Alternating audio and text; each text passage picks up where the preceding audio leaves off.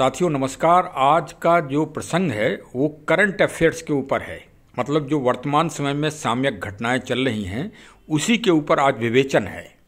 और वो तो आप सभी जान रहे हैं कि आज सबसे बड़ा अगर कोई देश में प्रसंग चल रहा है तो श्री रामचरितमानस के ऊपर प्रश्नोत्तरी और प्रश्नावली है। रामचरितमानस का मतलब सत्य मानस ये कहा जाए। अब सत्यमानस के प्रतिरूप हैं सिर्फ प्रभु श्री राम। तो अब उन्हीं पर प्रश्न खड़े हो गए हैं। भाई जब प्रश्न खड़े हो गए हैं, जब तक कोई समस्या नहीं तब तक पुलिस का इन्वेस्टिगेशन चालू नहीं होता है।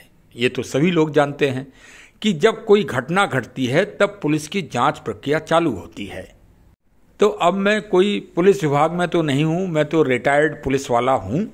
तो चलिए जो चर्चित प्रसंग चल रहा है तो उस पर अपना दृष्टिकोण भी रखा जाए, जो निष्पक्ष हो, पक्षपात रहित हो, क्योंकि हमें न किसी का पक्ष लेना है और न ही किसी का नुकसान करना है। हमको तो जो सत्य है वो बोलना है, क्योंकि सभी लोग जानते हैं कि जब कोई मुकदमा या कोई विवेचना होती है तो पुलिस उसकी जांच करती है और जांच के बाद वो प्रसंग या वो चार्जशीट न्यायालय भेजती है। तो हमारी अब रिटायरमेंट के बाद अब जो सबसे बड़ी न्यायालय इस देश में है वो जनता की अदालत है। तो हमारे प्रसंग पे भी मैं अपेक्षा करूँगा कि जनता अपने मुखर बिंदु से अपने तथ्य रखे और स्पष्ट करे कि वास्तव में प्रसंग सामयिक है या प्रसंग पर टिप्पणी कहाँ तक उचित है और कहाँ तक अनुचित है। क्योंकि चाहे भूत हो, चाहे वर्तमान या भविष्य, जनता की जो राय होती है वही सर्वोपरि मानी जाती है और लोकतंत्र में तो मानी ही जाती है। और लोकतंत्र तो भाई सफल बनाना ही है, चाहे कोई भी प्रसंग हो।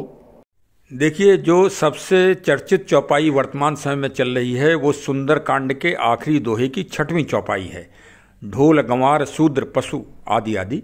तो अभी उस पर तो भाई हम प्रकाश नहीं डाल पाएंगे, क्योंकि जब आग जल रही हो तो समझदारी इसी में है कि थोड़ा उससे किनारे दूर खड़े हो जाओ, वरना आग में फिर झुलस जाएंगे। तो अभी उससे तो दूर रहते हैं, लेकिन नारी शक्ति पे आज हम प्रखरता से अपनी बात रखेंगे और वास्तव में एकदम नई बात होगी और ये समझना बहुत ज़रूरी है।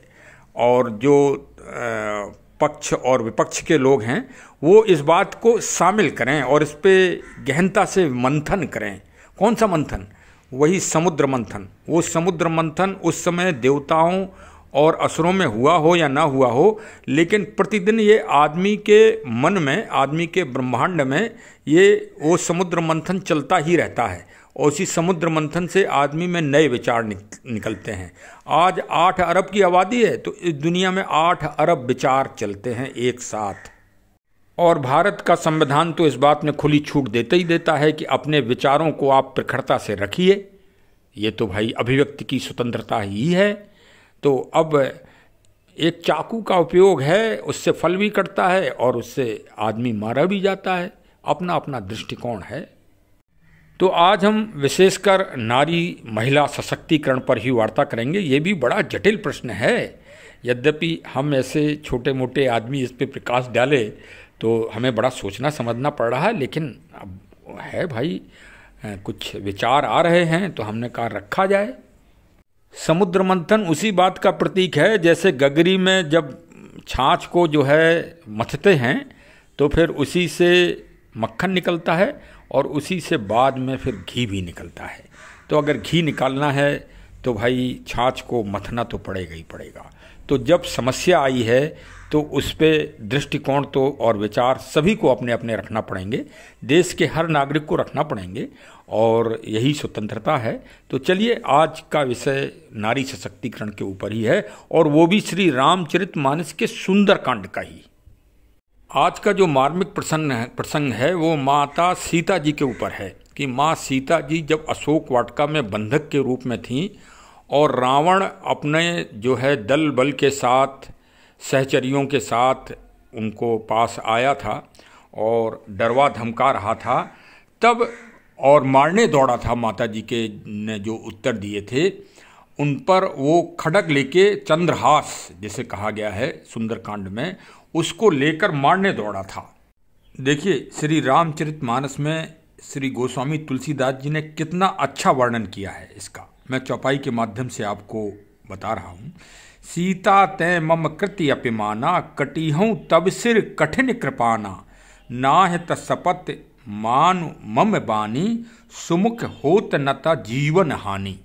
मतलब रावण ने यह भी कहा कि मैं कृपाण से तुम्हारा अभी सिर काट डालूंगा, लेकिन तुम महिला हो, तुम इस कारण सुमुखी हो, इस कारण मैं तुम्हारे को छोड़ रहा हूँ, जिंदा छोड़ रहा हूँ। तो राक्षस रावण ने भी महिला और सुमुख को सम्मान दिया। तो इस चौपाई व प्रसंग में भी दशकंधर रावण भी महिला और सुमुखी यानी महिला शक्ति को ही सम्मान दे रहा है। और लिख कौन रहे? गोस्वामी श्री तुलसीदास जी। तो तुलसीदास जी कुछ अपमानजनक भाषा में भी लिख सकते थे कि रावण ने गाली दी, लेकिन रावण ने गाली नहीं दी। तुलसीदास जी ने ऐसा नहीं लिखा। नारी को महान सम्मान दिया गया है यहाँ पर भी राक्षस के द्वारा। तो प्रश्न ये है कि जब सीता जी के सामने ऐसी अपरिहार्य स्थिति आ गई थी तब उनको बचाया किसने था? तब रावण ऐसे अहंकारी और घमंडी राक्षस कहिए या व्यक्ति कहिए, जो भी आप कह सकते हैं, तब सीता जी को बचाने के लिए कौन सी दिव्य शक्ति आई थी? क्या भगवान राम जी गए थे? क्या कोई देवता जी गए थे? हनुमान जी तो वहीं छिपे थे पेड़ों के ओट में, अशोक वृक्ष के बीच में। तो क्या हनुमान जी तुरंत बचाने के लिए दौड़ पड़े थे? आखिर माता सीता जी को बचाया किसने था? बड़ा मार्मिक प्रश्न है। इस पे जरा थोड़ा मंथन करिए गहनता से। अभी एकदम से अगर हम बता देंगे तो फिर हमारे प्रश्न का हल ही का जो एक विशेष महत्व है वही खत्म हो जाएगा। यही श्री रामचरितमानस और सुंदरकांड का महान रहस्य है और महान मोटिवेशन है और महान प्रेरणा है, जो मैं नहीं समझता कि कहीं और दूसरा कोई शास्त्र हमारे शास्त्रों में देता हो।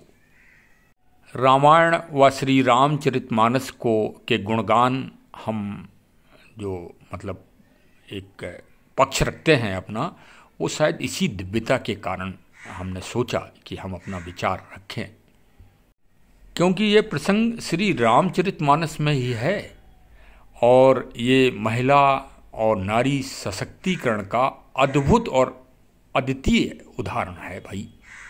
कि रावण ऐसे क्रूर और घमंडी और अहमी व्यक्ति को किस शक्ति ने रोका? प्रश्न ये है। क्या उसके लड़के मेघनाथ ने रोका? क्या उसके भाई कुंभकर्ण ने रोका? क्या विभीषण ने रोका? क्या और कोई शक्ति पहुंच गई थी जिसने रोका कि भाई नहीं नहीं ये मत करो, ये करना गलत है? जरा इसी का उत्तर दे दो ना। जो भी सज्जन लोग हैं जो श्री रामचरितमानस पे प्रश्न उठा रहे हैं, इसकी महानता पर, इसकी प्रेरणा पर, इसकी मोटिवेशन पर, इनकी नीतिगत विषयों पर, तो वो अवश्य ही उत्तर दें हमारी बात का। देखिए, इसका उत्तर मैं सुंदरकांड के दोहा नंबर 9 की चौपाई चौथे से मैं आपको पढ़कर उत्तर दे रहा हूँ। सुनत बचन पुण्य मारण्य धावा, मैं तनया कहीं नीत बुझावा, कहे से सकल निश्चरण बुलाई, सीत ही बहुविध त्रासहु जाई। अब मान्यवर, यही चौपाई से ही स्पष्ट हो जाता है कि वास्तव में नारी शक्ति को ही श्री गोस्वामी तुलसीदास जी ने प्रधानता से रखा है। श्री रामचरितमानस तो नारी प्रधान ही है, नारी जी के महत्व के ऊपर ही है। राम जी तो एक नायक हैं। सत्य तो यह है कि ये पूरा ग्रंथ ही नारी के ऊपर है, नारी सशक्तिकरण के ऊपर है, और आदि और अनादि काल से ये नारी जगत के लिए महान प्रेरणा का स्रोत है। कि रावण ऐसे क्रूर राक्षस को किसी न देवता ने रोका, न भगवान ने रोका, न किसी शक्ति ने रोका। महाबली श्री हनुमान जी भी वहीं थे पेड़ों में छिपे हुए, उन्होंने भी नहीं रोका। कूटनीति और राजनीति के कारण और साम्यक युद्ध नीति के कारण, ये भी बात है। तो किसने रोका? रावण की पत्नी मंदोदरी ने रोका। अब इस फल का ये जो कार्य किया मंदोदरी ने, इसका परिणाम क्या हुआ? अब आप ये भी तो जान लो ना, तभी तो श्री रामचरितमानस के महत्व को आप समझोगे। देखो, पंडित तो सब बनना चाह रहे हैं, हम भी बनना चाह रहे हैं, लेकिन जो पंडित अगर गलती करेगा तो उसका दंड कितना बड़ा देते हैं भगवान, कि हर चौराहे पर रावण आज मारा जाता है, हैं? अरे फिर भी आंख नहीं खुल रही भाई सबकी कि ब्राह्मण अगर गलती करेगा तो वास्तव में पंडित को कितना बड़ा दंड दिया भगवान ने। अच्छा, और वहीं जो मंदोदरी जी हैं, उनके कर्म के द्वारा उनको कितना उच्च स्थान दिया गया कि वो आज भी देव कन्या के रूप में इस कलयुग में जिंदा हैं, और कलयुग में भी वो पूजनीय हैं। अरे वो भी तो ब्राह्मण की पत्नी थी, लेकिन कर्म प्रधान विश्व रचि राखा, जो जस करे सो तस फल चाखा। यही है गीता का बड़ा ज्ञान। अरे समझ जाओ भाई मान्यवर साहब। देखो, रावण का अहंकार और रावण की गलत नीति के कारण रावण ब्राह्मण होते हुए पंडित का मतलब ज्ञानी, पंडित का मतलब जाति विशेष में मत ले जाओ। अरे पंडित तो कई महोदय ऐसे हैं कि जो एकदम जितना आप दोनों हाथों से नहीं खा पाते होगे उतना वो दोनों हाथों से खा रहे हैं आजकल। जिस रंग का सेवन आप नहीं कर पाते होगे, मैं तो वो नाम नहीं लूँगा, लेकिन जिस रंग का सेवन आप नहीं करते होगे वो उससे चटक रंग का सेवन करते हैं। कब? शाम को। तो उनको किसी शास्त्र में ब्राह्मण या पंडित की पदवी नहीं दी जा सकती। कर्म के अनुसार है साहब, कर्म के अनुसार ही हम चारों काल में SC ST वालों को ही पूछते हैं, चारों कालों में, कहे कोई कुछ भी। देखिए, हम अपने संबोधन में मर्यादा रख रहे हैं, ना हम शूद्र कह रहे हैं ना हम हरिजन कह रहे हैं, हम अब SC ST एक्ट कह रहे हैं। नए उससे चलिए, क्योंकि शूद्र कहते ही आदमी में पुरातन सोच आ जाती है। मैं तो कह रहा हूं कि शूद्र मत कहिए। क्यों कह रहे हो आप लोग शूद्र? अरे भाई, जब किसी व्यक्ति को इस शब्द से चिढ़ है तो मत कहिए। ये पेट्रोल में आग तो आप ही लोग लगा रहे हो, अरे किसी दूसरे ने थोड़ी लगाई है। आप ही लोग लगा रहे हो जानबूझ के पेट्रोल में आग, सिर्फ वोट की राजनीति के लिए। और वैसे तो सत्य बात यह है कि सुबह से लेके शाम तक सबसे पहले प्रातःकाल तो आदमी शूद्र ही बनता है, चाहे ब्राह्मण नहीं ब्राह्मण के पिता भी हों, छत्री नहीं छत्री के पिता हों, शूद्र नहीं शूद्र जी के भी पिता हों, लेकिन सुबह के टाइम तो प्रत्येक आदमी सुबह के टाइम शूद्र ही बनता है। भैया प्रैक्टिकल देखो ना, जीवन को प्रैक्टिकल देखो। कहाँ इस विवाद में पड़े हो आज के आधुनिक युग में? अपना अपना कर्म करो। देखिए, अगर अब हम ये कह रहे हैं, हम अभी आपको खजुराहो ले चल रहे हैं एग्जाम्पल तौर पे, और खजुराहो की कलाकृतियाँ बना रहे हैं। क्या किसी पंडित जी ने बनाई कलाकृतियाँ? क्या किसी छत्री जी ने बनाई हैं? किसने बनाई? जिनको आज आप तथाकथित रूप से शूद्र कह रहे हैं, और आपकी भावना अच्छी नहीं है। जिस भाव से आप शूद्र नाम का उच्चारण कर रहे हैं उसमें आपकी सोच गंदी है, बस कशिष्ट बात का है। नहीं तो शूद्र तो सभी हैं। और श्री रामचरितमानस में नारी जी की कितनी प्रधानता है। हाँ, जो मैंने विश्लेषण किया, मैंने थोड़ा मंथन किया कि जो जहाँ पर कहा गया है वो एक नीति के तहत किया गया है, एक शिक्षा के लिए कहा गया है, एक प्रेरणा के लिए भी कहा गया है, और ये चौपाई भी वास्तव में प्रेरणा के लिए है। यदि आप भारत के अपराध जगत के आंकड़े निकलवा लें तो आप आज पा लेंगे कि महिला दृष्टि से जो अपराध हो रहे हैं उन अपराधों में कहीं ना कहीं महिला शिक्षा का और महिला की जागरूकता का अभाव है। उस जागरूकता और शिक्षा के अभाव का सीधे रूप से दोषी कौन है? एक तो लड़की के माता पिता, और एक ये समाज और देश की सरकारें। वो सीधे रूप से इसकी जिम्मेदार हैं कि उनको जागरूक और इतना सक्षम और इतना चैतन्य क्यों नहीं बनाया जा रहा है। कौन बनाएगा? तो गोस्वामी तुलसीदास जी इसी पे विशेषकर जोर दे रहे हैं। उसको सही रूप से जरा समझिए। क्या आप लोग नारी की जागृति और नारी की शिक्षा से मुंह मोड़ रहे हैं? क्या नागरिक जगत को जागृत नहीं होना देना चाह रहे हैं? तो जागृत करना तो समाज का ही काम है, परिवार का काम है, देश का काम है, सरकारों का काम है। इस दृष्टिकोण का आपराधिक दृष्टिकोण से अगर आप विवेचन करेंगे तो आप पाएंगे कि वास्तव में इस चौपाई का जो भाव है, जो प्रेरणा है, जो मोटिवेशन है, वो आपको कहीं ना कहीं सही जगह पर ले जा रही है। मैं अपना अपना विचार है, मेरा विचार है, आप अपना तार्किक विचार रखिए। हमको कमेंट के द्वारा आप बता सकते हैं। भारत के वर्तमान समय में प्रत्येक आदमी आंकड़े निकलवा सकता है और महिला पक्ष के आप आंकड़े निकलवाएं आपराधिक जगत के, तो इस चौपाई के जो सूक्ष्म जो एक मनोविज्ञान छिपा है इसमें और जो इसमें दर्शन छिपा हुआ है, उस चौपाई के रहस्य को देखो। मैं श्री रामचरितमानस की तरफदारी नहीं कर रहा हूँ, लेकिन वास्तव में वो सत्य के मार्ग का एक दर्पण है।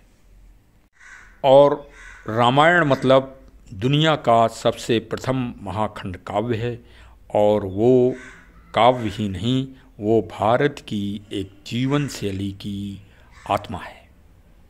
वास्तव में श्री रामचरितमानस करोड़ों लोगों की आत्मा है, और उस आत्मा पे आपके द्वारा कुठाराघात किया जा रहा है। सत्य बात यह है, अभिव्यक्ति भारत का संविधान उस बात की स्वतंत्रता आपको दे रहा है कि जिससे आपकी वार्ता से किसी को ठेस न लगे, किसी को आघात न हो।